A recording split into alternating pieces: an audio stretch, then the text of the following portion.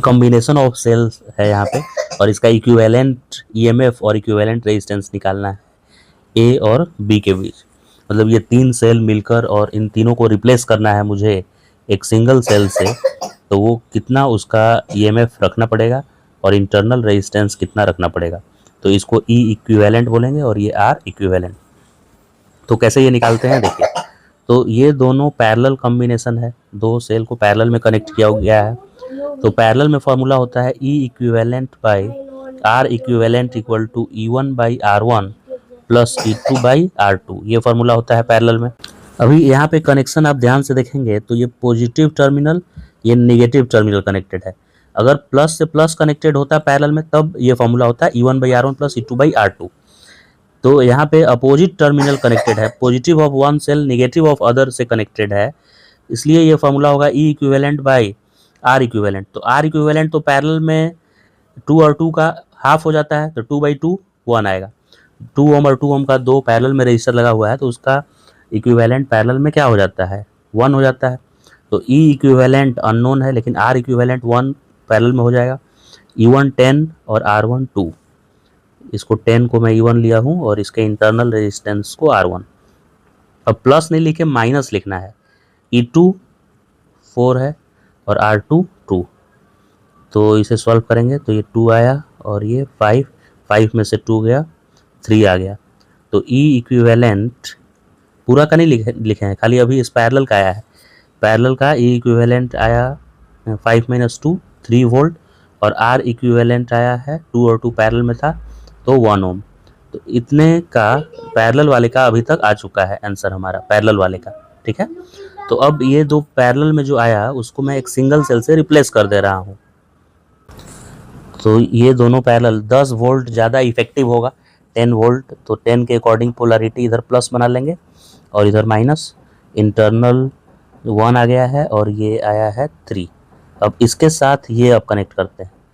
ये कैसे कनेक्टेड है, तो एक रेजिस्टेंस है, उसके बाद इसका निगेटिव टर्मिनल है तब पॉजिटिव टर्मिनल दिया हुआ है यहाँ पे ए और ये बी। ये दोनों पैरेलल का मैंने 3 अभी निकाला है। तो ये अपोजिट कनेक्शन है, तो 6 और 3 सीरीज में सब्ट्रैक्ट होगा, तो 6 - 3 3 वोल्ट आया। तो इक्विवेलेंट ओवरऑल जो इक्विवेलेंट ईएमएफ आया ई इक्विवेलेंट वो 3 आया, और आर इक्विवेलेंट ये 1 है और ये भी 1 है। देखिए ये 1 ओम का दिया हुआ है तो 1, तो सीरीज में डायरेक्ट ऐड हो जाता है। तो आर इक्विवेलेंट ए और बी के बीच में आ गया 2 ओम। 1 ओम ये दोनों पैरेलल वाले का मिलकर, और ये वाला 1 2। तो ओवरऑल ये तीनों सेल को अगर हम एक सिंगल सेल से रिप्लेस करें तो उसका ई इक्विवेलेंट आएगा 3 वोल्ट 3, और आर इक्विवेलेंट आया 2 ओम 2 ओम। अब इसी में डेरिवेशन कर लेते हैं कि आखिर पैरेलल में कैसे पता चलता है कि E1 by R1 plus E2 by R2 कैसे फार्मूला आता है। तो ये R1 है और EMF E1 है, दूसरा सेल एक है E2 और ये R2, तीसरा है सेल E3 R3, और ये सब पैरेलल में है। अब इसको हमको एक सिंगल सेल से रिप्लेस करना है और इंटरनल रेजिस्टेंस 1 होना चाहिए। तो ये अगर E इक्विवेलेंट है एंड ये R इक्विवेलेंट है ऐसे, तो प्रूव करने के लिए हम लोग क्या करते हैं, इसको डायरेक्ट दोनों एंड को बिना रजिस्टर के ज्वाइन कर दिए। तो जैसे ही बिना रजिस्टर के ज्वाइन करेंगे तो दोनों एंड में ए पे और बी पे सेम पोटेंशियल हो जाएगा, ए पे और बी पे। तो पोटेंशियल डिफरेंस क्या होगा ए और बी के बीच, 0 होगा। पोटेंशियल डिफरेंस क्या हो जाएगा 0। अब मान लिए कि इसने I1 करंट सप्लाई किया, इसने I2, और इसने करंट सप्लाई कर दिया I3। तो तीनों करंट को ऐड करके इधर से करंट क्या मिल रहा है मुझे, I1 plus I2 plus I3। ये एक बात याद रखिएगा। तो इक्विवेलेंट ईएमएफ का मतलब होगा कि हमको ऐसा ईएमएफ बनाना है जो कि सेम करंट सप्लाई करे, यानी ये भी करंट जो सप्लाई करे I, उसका वैल्यू क्या हो जाए I1 plus I2 plus I3 हो जाए।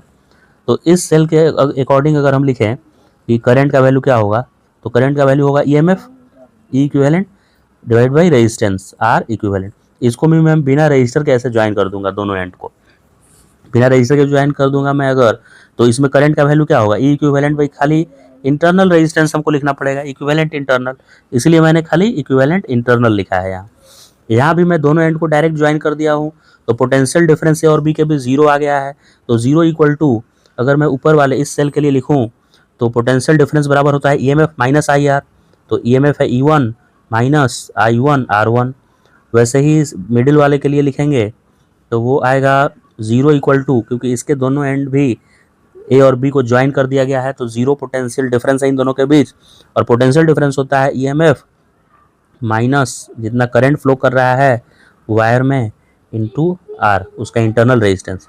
फिर तीसरे सेल के बारे में ऐसे ही हो जाएगा E3 माइनस I3 R3। अब इसको सिंप्लीफाई करें, इसको इक्वल टू के इधर ले आइए तो इससे आपको पता चलेगा कि I1 R1 बराबर E1 आया। इससे I1 का वैल्यू आ गया E1 बाई R1। वैसे ही I2 आ जाएगा E2 बाई R2 और I3 का वैल्यू आ जाएगा E3 बाई R3। इतना समझ में आ गया। अब इक्विवेलेंट के बारे है। इसमें टोटल करंट क्या है, I1 plus I2 plus I3 है, क्योंकि इक्विवेलेंट का मतलब ही है कि सारे सेल को एक सिंगल सेल से रिप्लेस करें तो वो सेल उतना ही करंट फ्लो कराए जितना ये तीनों मिलके करा रहा था। तो तीनों I1 plus I2 plus I3 करा रहा था, तो सिंगल सेल जो I करा रहा है वो तीनों I1 plus I2 plus I3 के इक्वल अकेले कराना चाहिए, equal to E equivalent by R equivalent. अब I1 का वैल्यू यहाँ से, I2 यहाँ से सब सब्स्टिट्यूट कर देंगे तो I1 के जगह पर आया था E1 बाई R1, I2 आया है E2 बाई R2, I3 आया है E3 by R3 equal to हो गया E equivalent upon R equivalent. तो ये फॉर्मूला डिराइव हो गया इस तरह से। पैरेलल में अगर E1 E2 E3 ईएमएफ का 3 सेल कनेक्टेड है और उसका internal resistance R1 R2 R3 है तो इक्विवेलेंट ईएमएफ ऑफ सेल और इक्विवेलेंट रेजिस्टेंस इस फॉर्मूला से दिया जाएगा। इससे दिया जाएगा इक्विवेलेंट ईएमएफ ऑफ सेल और इक्विवेलेंट रेजिस्टेंस तो 1/R पैरेलल में जानते ही हैं, 1/R1 plus 1/R2 plus 1/R3 ऐसे कर लेंगे। तो पैरेलल वाला फॉर्मूला इस तरह से डिराइव हो गया। अब पैरेलल में भी अभी जो सिचुएशन था न्यूमेरिकल में वो कुछ ऐसा था। ये E1 जो था E1 ये 10 दिया हुआ था और इसका कुछ इंटरनल रेजिस्टेंस था 2 और दूसरा उल्टा कनेक्शन किया हुआ था ऐसे। तो इसको कैसे हम फॉर्मूला डिराइव करेंगे इसका, तो फिर से इस दोनों एंड को हम कनेक्ट कर दिया ऐसे। तो ए और बी सेम पोटेंशियल पे हो गया कनेक्शन करने से, तो पोटेंशियल डिफरेंस ए और बी के बीच 0 हो गया। तो अभी इसके लिए अगर हम लिखें, माना मैंने कि इसने इधर से करंट सप्लाई किया I1 राइट, और इसने दूसरे वाले ने इधर से करंट भेजा I2, तो इसमें आया होगा इधर से I2 ऐसे, है ना। तो इसमें प्लस में आ रहा है यानी ये चार्ज हो रहा है। ये जो दूसरा वाला सेल है 4 वोल्ट का ये चार्जिंग हो रहा है इसका, और 10 वोल्ट वाले का डिस्चार्जिंग हो रहा है, 10 वोल्ट वाला डिस्चार्ज हो रहा है। तो V जो लिखते हैं हम लोग, V जो 0 है वो EMF minus I1 into R1 ये किसके लिए होता है, जो बैटरी डिस्चार्ज हो रहा होता है, और जो चार्ज हो रहा होता है उसके लिए पोटेंशियल डिफरेंस जो है, जो कि 0 है ए और बी के बीच का पोटेंशियल डिफरेंस, क्योंकि मैंने डायरेक्ट कनेक्ट कर रखा है। तो उसका potential difference EMF plus I2 R2, EMF plus IR होता है जो बैटरी चार्ज हो रहा होता है। तो ये बैटरी हमारा चार्ज हो रहा है, चार्जिंग हो रहा है इसका, और ये डिस्चार्ज हो रहा था। तो जो डिस्चार्ज हो रहा था उसका वोल्टेज बराबर E माइनस IR लिखना है। तो इस तरह से अभी फर्स्ट का आ जाएगा I1 R1 बराबर E1। तो I1 का वैल्यू तो E1 बाई R1 बिल्कुल आया, लेकिन इसके लिए जब करें हम दूसरे के लिए जो चार्ज हो रहा है मेरा सेल इसके लिए, तो ये इक्वल टू के इधर जाके माइनस हो जाएगा, minus I2 R2 equal to E2 आएगा। तो इस तरह से I2 का value minus E2 by R2 आया। तो अब टोटल करंट जब लिखने की बारी आएगी I बराबर I1 प्लस I2, तो I को तो लिखेंगे E equivalent by R equivalent, क्योंकि सिंगल सेल उतना ही करंट सप्लाई कर रहा होगा। अब I1 को लिखना है E1 बाई R1, लेकिन I2 को E2 बाई R2 लिखने से पहले माइनस लगाना पड़ेगा, क्योंकि ये माइनस I2 का वैल्यू क्या है, माइनस E2 बाई R2। तो इसलिए जब अपोजिट पोल कनेक्टेड हो, अपोजिट पोलैरिटी बैटरी का कनेक्टेड हो प्लस से माइनस, तो E1 by R1 plus E2 by R2 नहीं लिख के E1 by R1 minus E2 by R2 लिखना होता है। अभी यही सीरीज में प्रूव करते हैं फॉर्मूला। यहाँ पे 3 सेल लिखा हुआ है E1 और उसका इंटरनल R1 है, E2 का R2 है ऐसे। तो इक्विवेलेंट निकालना मतलब सिंगल एक EMF E बनाना है, E इक्विवेलेंट और R इक्विवेलेंट, और करंट सेम सप्लाई करना चाहिए। तो हम इसको डायरेक्ट ज्वाइन कर दिए बिना रजिस्टर के, और इसको भी डायरेक्ट ज्वाइन कर दिए। तो ये अगर करंट I सप्लाई किया तो इसको भी करंट I ही सप्लाई करना पड़ेगा। तो इसमें एक बार किरचॉफ्स रूल लिख के देख लेते हैं हम। जो यहाँ से I आएगा उसी I को यहाँ पे सब्स्टिट्यूट करेंगे। तो किरचॉफ्स रूल बी से आइए लगाना शुरू करते हैं। तो हम मान लेते हैं कि इसमें ऐसे करंट सीरीज में सब है तो सेम करंट फ्लो कर रहा होगा, तो बी से आगे बढ़े तो करंट, मैं अगर बी से आगे जा रहा हूँ तो करंट भी बी से आगे उसी डायरेक्शन में जा रहा है, तो माइनस लिखना है मुझे। तो माइनस IR2, फिर एक सेल मिला, पहले हाई पोटेंशियल फिर लो पोटेंशियल, तो माइनस E2, फिर एक रजिस्टर मिला तो माइनस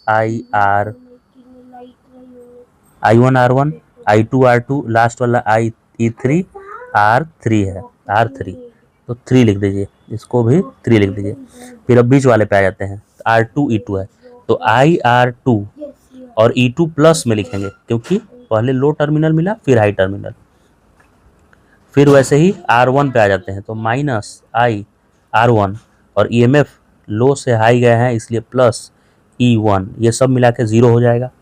तो इन सब में जो आई वाला टर्म है उसको लेफ्ट में रहने देते हैं और बाकी सबको राइट में।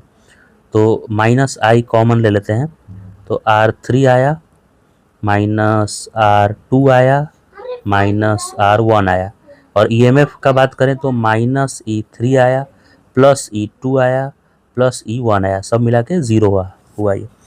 अब इस सब को राइट साइड में या इसी को उधर लेके चलते हैं, ठीक है, इसको लेफ्ट में रहने देते हैं।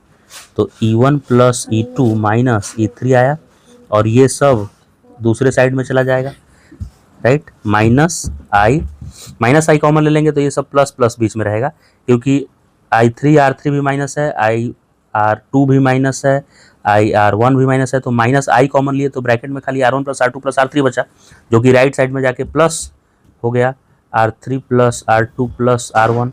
अब ये तीनों इधर डिवाइड हो जाएगा आके, तो इस तरह से करंट का वैल्यू आया, ये तीनों का सम, सीरीज में तीनों का सम रजिस्टर हो जाता है R इक्विवेलेंट, तो ये तीनों मिला के क्या है, R इक्विवेलेंट ही है।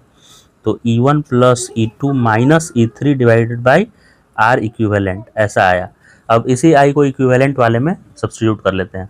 तो इक्विवेलेंट के लिए किरचॉफ्स लॉ लिखें तो B से चालू करते हैं, ऐसे करंट जा रहा है तो I इंटू R इक्विवेलेंट आया और प्लस E इक्विवेलेंट, ये माइनस आएगा, माइनस, क्योंकि करंट उसी डायरेक्शन में जा रहा है जिधर हम जा रहे हैं, और इक्वल टू 0, ठीक है।